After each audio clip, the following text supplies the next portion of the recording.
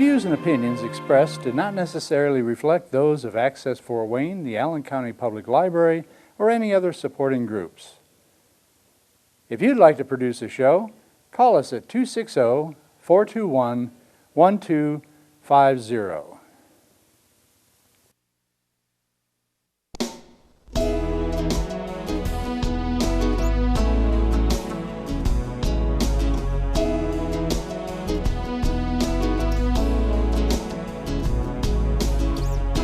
Let me be your lighthouse so I can show you the way. Let me be your shining light, I'll keep you from drifting away. I'm the one that makes you try when... This is Patty Hunter of Patty's Page, welcoming to my show, Mr. Bob Jones on Zoom.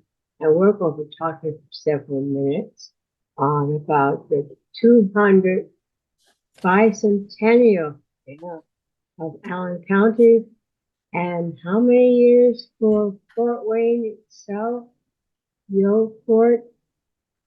Well, Fort Wayne itself established in 1794. So where's my mathematician? I don't have one. I know. I don't. Where's my executive assistant? Can you get me some assist? No, I have none. So I didn't prepare. 230 years or something crazy like Yes. that.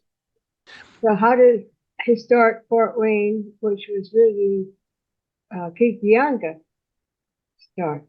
What year again? The year that Kikianga was established, I do not know.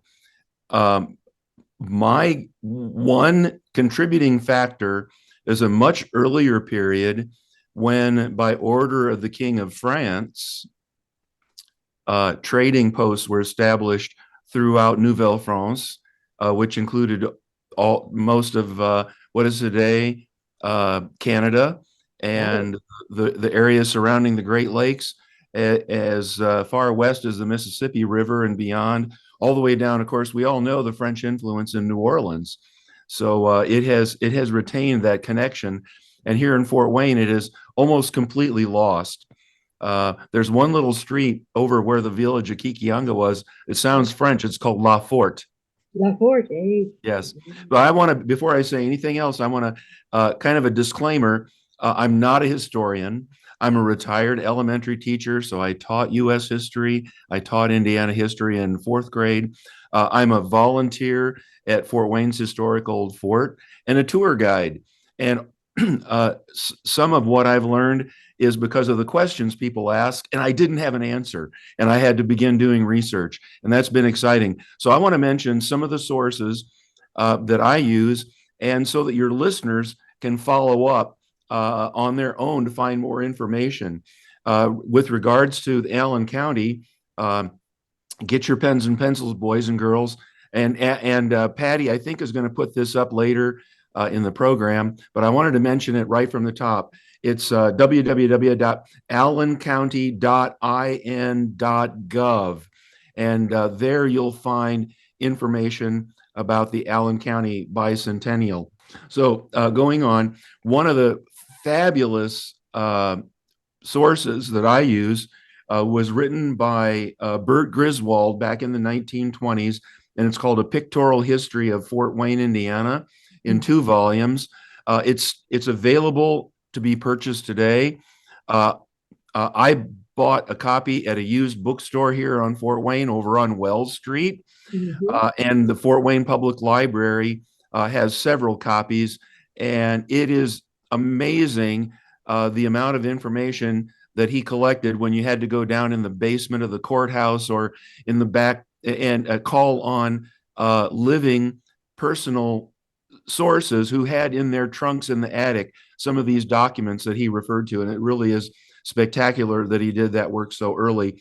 And also, Fort Wayne is blessed to have many fine local historians, among them Al Gaff, who wrote the definitive book on the activities of Anthony Wayne and the Battle of Fallen Timbers, a book called Bayonets in the Wilderness. And it's very well, it's a scholarly work.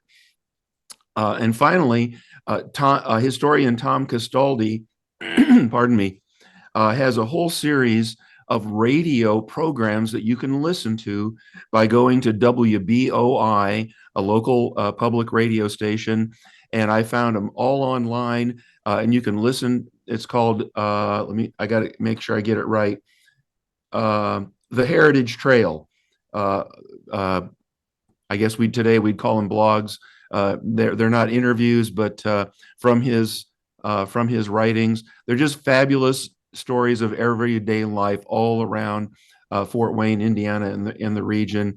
Of course, our own Fort Wayne and Allen County Historical Society is a wealth of knowledge, both in their displays and the publications available in their bookstore. End of that talk. Back to you, Patty. I like you. When you start on a subject, you work it good, man. So your question about the age of, or when was Kikianga established, and I mentioned the French influence. Yeah. There was as early as the late 1600s, there were French exploring in this area, but certainly by 1722, there was established a French Jesuit mission and a trading house that was being fortified. The British had kind of envy of the French control in this area, and so the French fortified their post here called Fort San Felipe du Miami, Right. not far from where St. Joseph Hospital used to be, and there's a historical marker there. Wow. And Therefore, it was the practice of the French to negotiate with various tribes in the nation. Hey, come build your village. Be our neighbor. Won't you be my neighbor? Are you allowed? Music is not allowed. I hope I didn't. There's no copyright violation there. But I know this to be true from other sources I've read.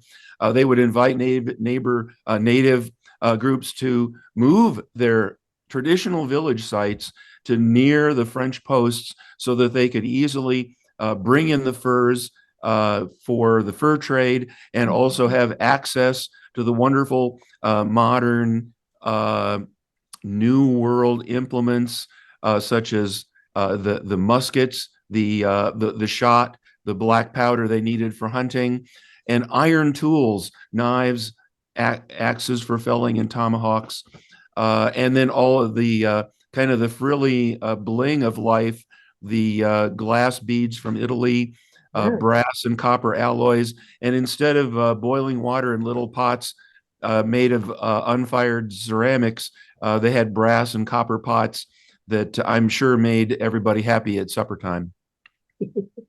Oh, from the 1700s to the 1800s, when Allen County was first established, how did the natives themselves and the pioneers adapt to being in a new county that was formed? So that's after 1823? In 1824, 1824. How did they adapt? What did they think about being in the What did they think? Well, if I can find it here in my notes real quickly, there's a great little account of what life was like here in Allen County as viewed by travelers who were coming into this area. What did they find? Mm-hmm. And in my pages of notes here, I hope I've got it right here. Well, I'll just go on. How did they adapt? Well, for one thing, between Ohio and Indiana, one traveler wrote, you could travel uncounted days through forests and sloughs and swamps and never see another settler. There just was the nearest settlement to what was now Allen County of English-speaking people was 100 miles away at least. So it was on the very fringe of civilization, and yet Indiana had become a state in 1816. Largely, the population concentrated right along the Ohio River and a little bit up the Wabash. So how did they how did they adapt? The settlers adapted. They had to. There was no garrison here. There was no Indian agency, so they had to adapt.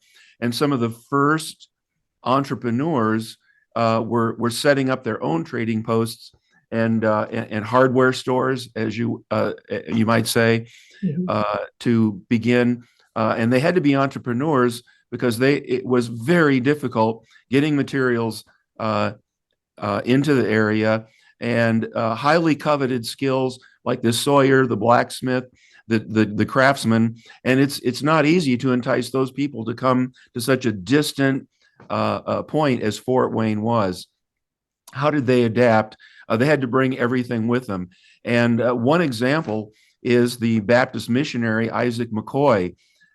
He felt there was a great need. The garrison, if you can you imagine a morning when on the breaking news, hey, 911 is down. There's no one answering the phone. If you've got trouble, you're gonna have to solve the problem yourself. Can you imagine a day like that?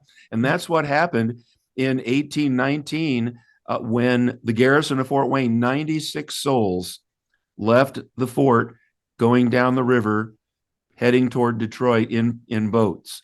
And there was at least no one recorded any prior warning. The dispatch came to the fort to withdraw, and they left. Mm. So they had to adapt to a very difficult and dangerous environment, and almost immediately came together to form a community. And of course, the names are far too many to mention, but they're familiar. Anywhere you drive in Fort Wayne, you're going to see these names, such as Ewing and Hannah and Johnson and others who were those. Many of them, their stories are not well known, and yet they saw something really special here. Rivers were important to any town. If you travel throughout from Europe to Asia to South America to the Middle East, the very first civilizations of cities were on rivers: the Tigris and the Euphrates, Yes. the Indus, the Tiber, the Volga. These important rivers, people gravitated there because you had to have some way to get back and forth. The only roads coming to Fort Wayne were animal trails, then taken over by early travelers throughout the area. And most of the year you were ankle deep in mud, and it was very difficult. It was easy, and it wasn't easy, but it was much easier if you take all your goods and float them up and down the river wherever you need to go. And so with Fort Wayne, with how many rivers? 3. We're known as 3 rivers. Hey, that makes Fort Wayne a really a strategic and commercially valuable and viable location. And immediately it was attracting settlement once they heard there was land for sale. I have to add the bonus to the 3 rivers was we're also a minor continental divide, and just a few miles from downtown Fort Wayne is, in fact, there's a little street not far from where St. Joseph Hospital used to be, called Portage or Portage in the French. Okay. And the land route from the watershed that flows to the Great Lakes to the watershed that flows to the Mississippi River was right here in our own backyard. And it made this a very interesting and valuable location. So you are a volunteer at the old fort itself here in Fort Wayne. Where is that here? The physical locator, it is not a mailing address. It is not a mailing address, but 1201 Spy Run Avenue is the address we use as a physical locator. So if you want to find the fort using your mapping on your a device on like a phone or from a desktop, your Google Maps, use 1201 Spy Run Avenue. There used to be a little house there that had that mailbox, 1201 Spy Run Avenue. Those homes were all gone. And at one of our events, I met a young lady of about 95, and she said, I used to live right here. And I said, what do you mean? No, and here in Fort Wayne? No, right here where we're standing, there was a little house where she grew up Oh, in Fort Wayne. And some of the very, very early maps show only a handful of houses along a little street that ran there on the north side of the St. Mary's River. so the old fort has it been redone? You might say We're approaching 50 years, wow. and there was a period when there was no activity. You can imagine your own home going 10 years, never painting, never caulking, never checking the windows or doors, and the amount of degradation that can occur. And so that was true. There were years when there was no attention given to the buildings of the old fort complex.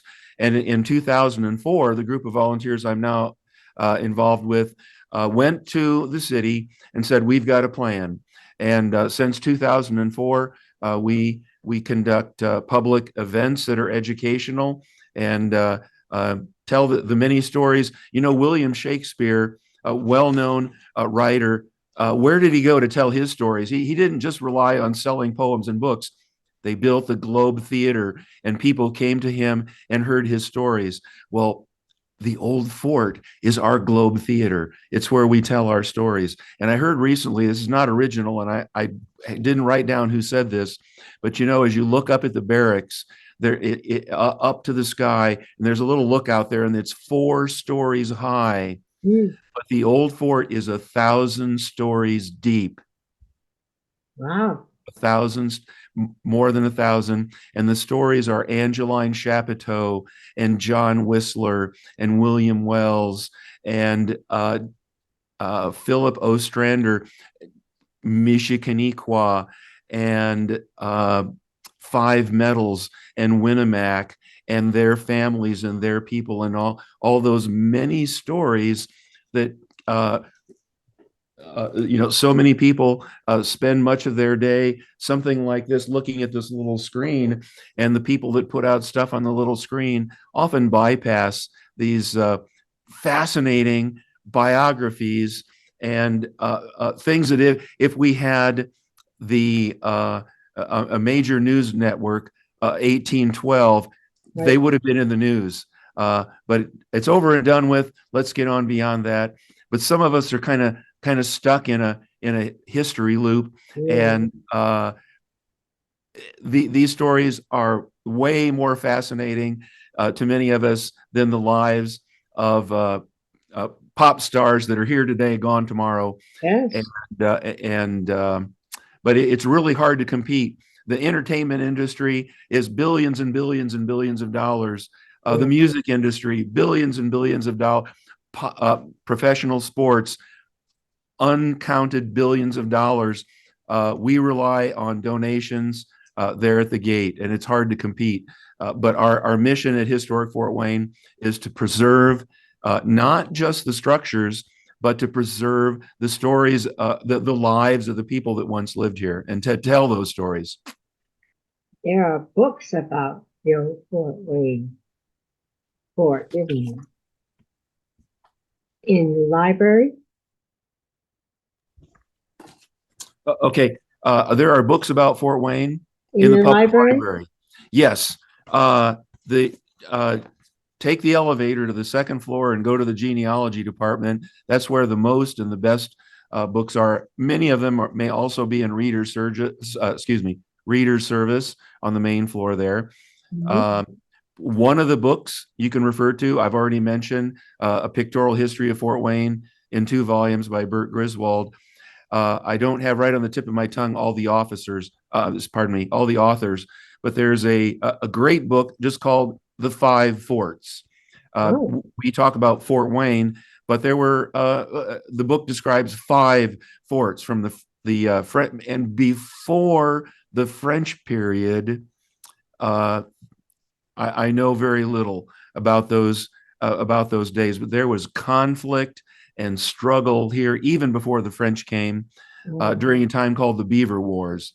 And I'm much less informed there. But beginning with the French lose the 7 Years' War, and the French fort is turned over to the British. For a very short time, it was a British fort, but they never really established a strong presence here. And it was later it was burned and abandoned. Of course, Anthony Wayne comes in 1794 and builds the first American fort. And then in 1799 to 1800, a new commander comes, Captain Hunt, and he builds a bigger and better state-of-the-art Western defensive fort. And then at the end of the War of 1812, an Irish weaver, Major John Whistler, whose grandson became more famous than his grandfather, built the third and final American fort that was completed in 1816, abandoned in 1819. I want to go back to that because it's one of these little stories. Okay, now think in terms of art appreciation, and think of our arts community, which is so vibrant and so wonderful here in Fort Wayne, with the everywhere from the Dance Collective, the Fort Wayne Ballet, Art Link, and the Fort Wayne Artists Guild, and the Fine Arts Center, wonderful arts community. So think of that and complete this phrase: Whistler's mother. Yes. Well, the artist was the grandson of the Fort Wayne commander, John Whistler. He had 15 children. One of his sons, George, went to West Point, became an engineer, built railroads, and was invited to Europe to build railroads in the early 1800s. And his son, James, grew up with that influence, went to West Point, but also studied art in Paris. And he painted his mother. I think I'm thinking it's Nancy, but James Abbott McNeill Whistler is a well-known British artist because he spent most of his life there, although he was an American. And he painted a study in gray and black, colloquially known as Whistler's mother. And even if you didn't know that, when you see the picture, it's a wonderful icon. And also 1812, right? Yes. 12 years later, Allen County. Hey, that's cool. 1812 plus 12, 1824. That's right. So there you are. From the beginning in the 1700s to today. It has been quite an interesting story we have been talking about. Hey, a moment of crass commercialization. I'm not selling these mugs, but I don't know if you can see that. It keeps going blurry. But yeah, I see it. This is one of my signature historic Fort Wayne mugs. All right, bang on. So, people, we are about ready to say adieu to Bob Jones. So, thank you, merci. If you have just one last minute, okay. But we didn't say too much about, and I never knew this until I began doing the research. But why is Allen County called Allen County? Well, it was done as a tribute to Colonel John Allen of Kentucky. He was born in Virginia, raised in Kentucky, and when the call, he was a prominent lawyer and servant in his community near Louisville, Kentucky. And when the call came from the Brigadier General of the militia, General William Henry Harrison, who would later be president for a few months, said, "Hey, Kentucky, save Fort Wayne."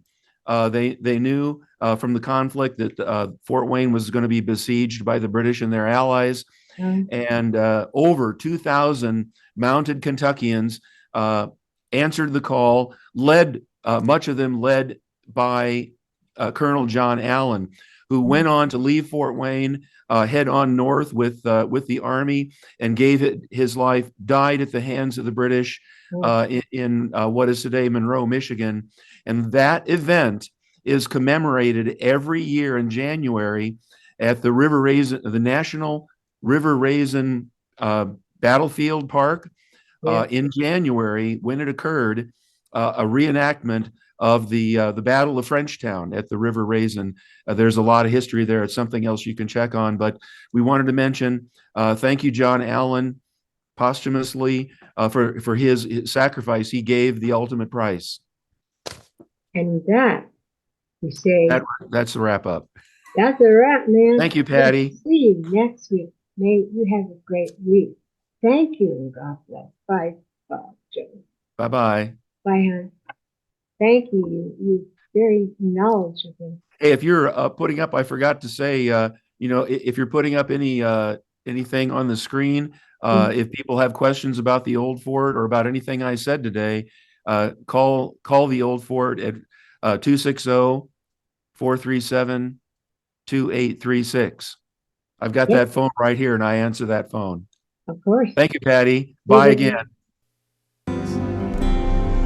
Godspeed, my love, until we meet again. You're always in my heart and every dream. Don't let this time apart give in to all our fears. God will keep us close from up above. So until